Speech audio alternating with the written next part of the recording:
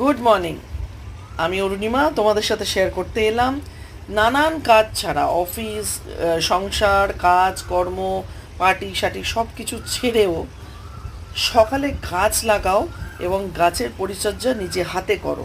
দেখো সকালবেলা সূর্য প্রণামের সাথে সাথে তোমার দিনটাই ভালো হয়ে যাবে। গাছগুলো যেন তোমার সাথে কথা বলবে, তোমার স্ট্রেস, ডিপ্রেশন, অ্যাগনি সব কিছু নিমেষে দূর করে দেবে। চেষ্টা করে দেখো,